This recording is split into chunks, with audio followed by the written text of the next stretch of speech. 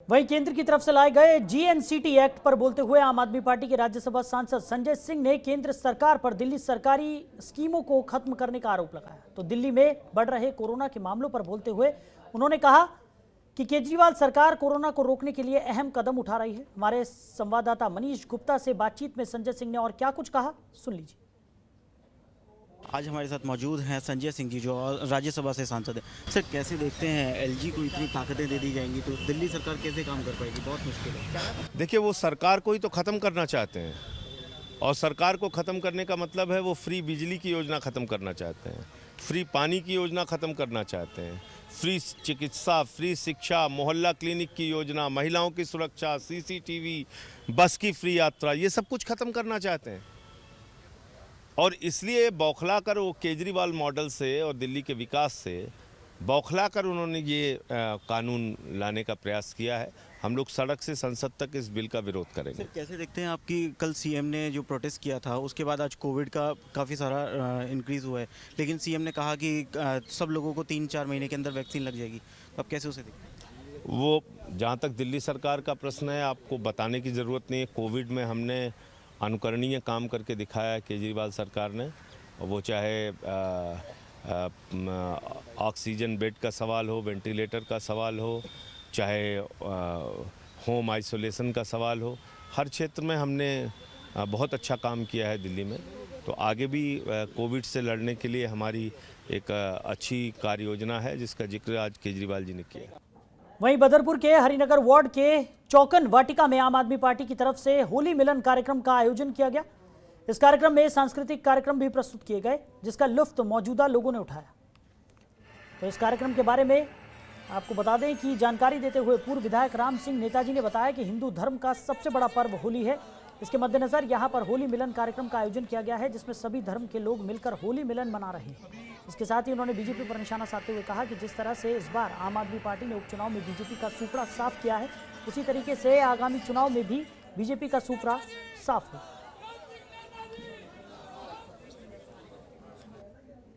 हिंदू धर्म में सबसे बड़ा पवित्र त्यौहार है जिसको सब भाई हर्षोल्लास के साथ मनाते हैं। हिंदू, मुसलमान, सिख सब लोग आए हुए हैं, तो ये भाईचारे का त्यौहार है हमारा।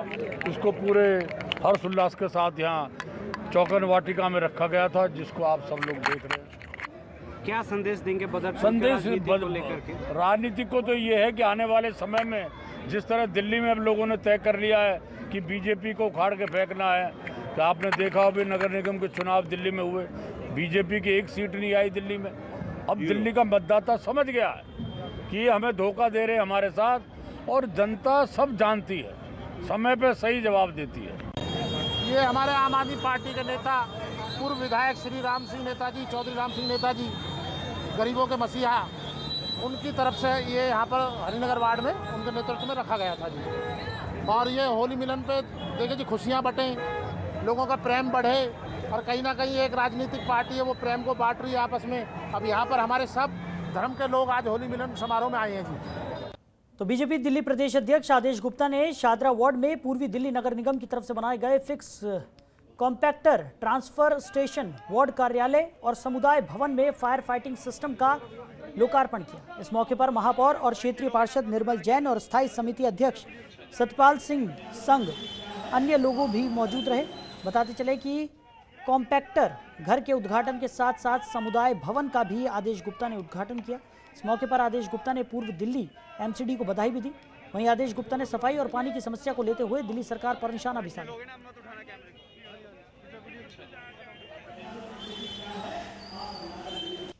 आज शादरा क्षेत्र की जनता को आज 3 कार्य माननीय प्रदेश अध्यक्ष श्री आदेश गुप्ता द्वारा समर्पित किए गए हैं, और तीनों कार्य अपने आप में इतने प्रमुख कार्य हैं जो लगभग पिछले 2.5-3 वर्ष से हम लोग इस पर काम कर रहे थे। सबसे बड़ा काम तो ये गुरुद्वारे के कोने पर ये जहाँ शुरू होता है वहाँ ये ढलाव घर था।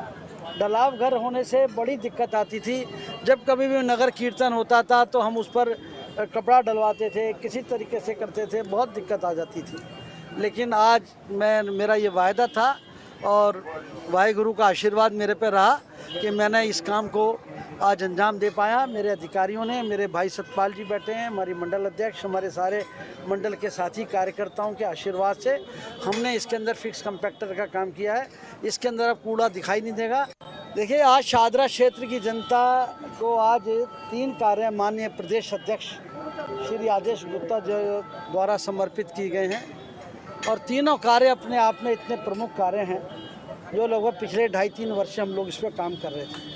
सबसे बड़ा काम तो ये गुरुद्वारे के कोने पर ये जहाँ शुरू होता है वहाँ ये ढलाव घर था।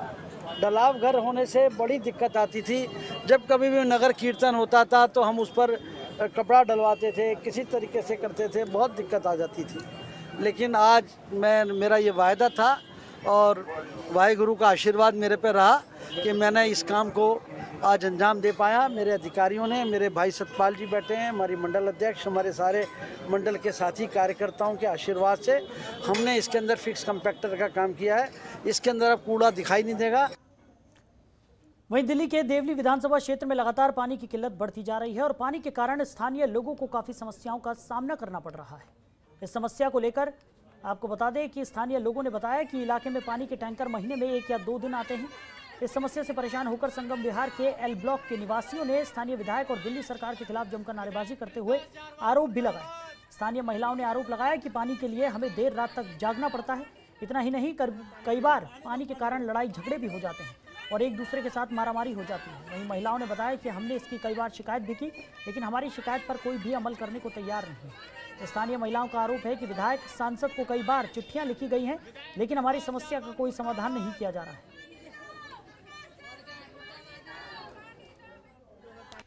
यहाँ पर इतनी समस्या है, कहता है कि हमें महीना 15 दिन में लड़ाई कर करके टैंकर मिलता है। जल बोर्ड जाते हैं, जल बोर्ड वाले ये कह के भगा देते हैं, जाओ यहाँ से, यहाँ कोई पानी नहीं मिलेगा, हफ्ते में तुम्हारी गाड़ी आती है शनिवार इतवार को यहाँ पे हम इंतजार करते हैं, वो नहीं देता, कहता 3 गाड़ी एक दिन हफ्ते में मिलती है, लेना है ले लो, ना लेना ना लो। नेता को जरूरत हमारी पड़ेगी, जनता को जरूरत पड़ती है, जनता को जरूरत पड़ती है। अब वो जो करते हैं अपना मनमानी करते हैं, वो तो किसी सुनते नहीं है। अगर कोई एक फिराद लेके जाते हैं तो वो भी नहीं सुनते। कोई अगर हम एक फिराद लेके जाते भाई हमारा ये काम नहीं हो रहा तो उसको इग्नोर कर देंगे, नहीं सुनेंगे। पानी तो कोई नहीं है, पानी बिल्कुल नहीं मिलता, पैसे दे के पानी मिलता है। कितने रुपए देने पड़ते हैं पैसे? 10 रुपए। पानी कितने दिन में आता है आपके यहाँ गली में? 10-12 दिन हो जाते हैं, 15 दिन हो जाते हैं। 15 दिन में लग रहा है, कभी 1 महीने में लग रहा है। अब तो गर्मी आ रही है और ज़्यादा दिन लगाएंगे पानी। कभी शिकायत की विधायक के पास आपने? विधायक से सुने ना कोई सुनता। हम तो बोल बोल के परेशान हैं। मेरे पानी की समस्या ये है कि हमारी गली में बोर भी है। बोर पे लोगों ने, आम आदमी पार्टी के लोगों ने कब्जा कर रखा है। वो पानी गली में किसी को नहीं देते और जो बोर है किसी में पानी नहीं आ रहा, किसी को जो खराब हो गया तो उसका रिपेयरिंग नहीं है। बोर पहले आए हुए थे। टैंकर कितने दिनों में आता है यहाँ पर? टैंकर वीक में 1 बार आएगा, किसी को मिलेगा किसी को नहीं मिलेगा। वहीं नजफगढ़ में देर रात बदमाशों की फायरिंग ने एक गरीब रेडी वाले की जान ले ली। बताते चले कि अंडे की रेडी लगाने वाला ये युवक रात को अपने घर वापस जा रहा था, तभी बदमाशों ने फायरिंग कर दी और गोली युवक को लग गई। वहीं मौके पर घायल युवक को अस्पताल में भर्ती कराया गया, लेकिन डॉक्टर्स ने उन्हें मृत घोषित कर दिया। मृतकों के परिजनों ने जानकारी दी कि मृतक की किसी से कोई दुश्मनी नहीं थी। घटना के बाद पुलिस मामला दर्ज कर आरोपियों की तलाश कर रही है। आरोपियों को पकड़ने के लिए पुलिस घटनास्थल के सभी CCTV फुटेज भी खंगाल रही है।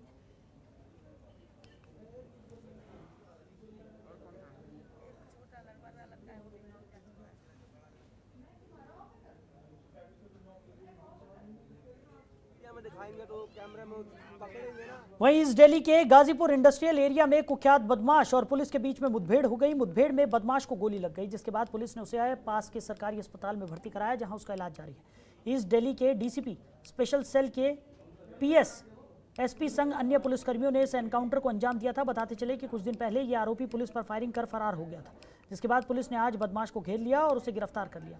वहीं गिरफ्तार आरोपी के कब्जे से पुलिस ने एक पिस्तौल और मोटरसाइकिल भी बरामद की है।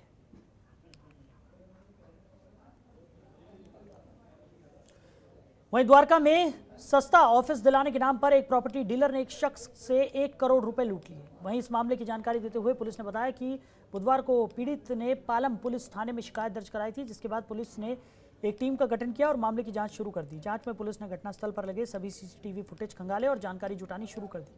जानकारी में पुलिस को पता लगा कि इस ठगी की वारदात में 4 लोग शामिल थे, जिसमें से पुलिस ने एक आरोपी को गिरफ्तार कर उससे 70,40,000 रुपए बरामद कर लिए हैं। वहीं पुलिस गिरफ्तार आरोपी से लगातार पूछताछ कर और आरोपियों के बारे में पता लगाने की कोशिश कर रही है।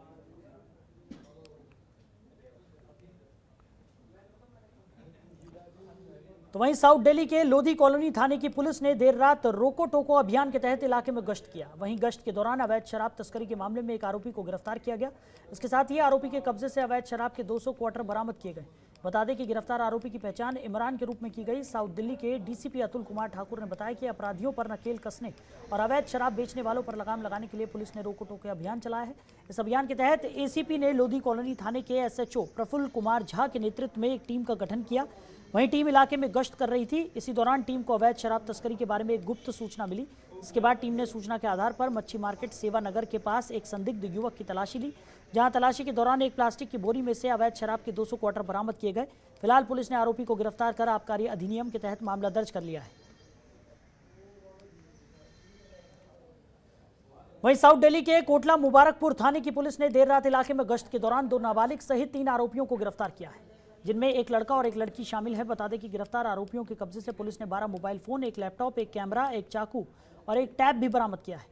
वहीं साउथ दिल्ली के डीसीपी अतुल कुमार ठाकुर ने बताया कि क्षेत्र में लूट, स्नैचिंग और अन्य घटनाओं पर अंकुश लगाने के लिए एसीपी ने कोटला मुबारकपुर थाने के एसएचओ विनय त्यागी के नेतृत्व में एक टीम का गठन किया था। टीम इलाके में गश्त कर रही थी। इसी दौरान एक संदिग्ध पर पुलिसकर्मियों की नजर पड़ी, जिसके बाद पुलिस को देखकर संदिग्ध युवक ने भागने की कोशिश की, लेकिन कांस्टेबल तेजपाल ने उसका पीछा कर उसे पकड़ लिया। वहीं पूछताछ के दौरान आरोपी ने अपने 2 अन्य सहयोगियों के बारे में खुलासा किया, जिसके बाद आरोपी की निशानदेही पर पुलिस ने 2 अन्य आरोपियों को भी पकड़ लिया। फिलहाल पुलिस लगातार पूरे मामले की जांच में जुटी हुई है।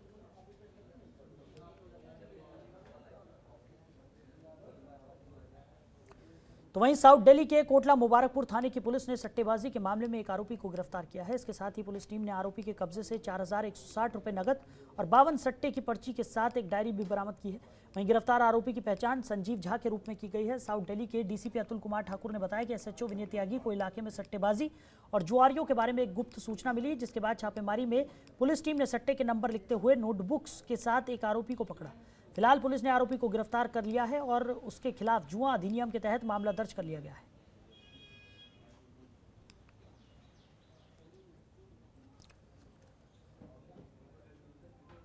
तो फिलहाल दिल्ली स्पेशल में इतना ही। देश दुनिया की तमाम खबरों के लिए आप जुड़े रहिए जनतंत्र टीवी के साथ। नमस्कार।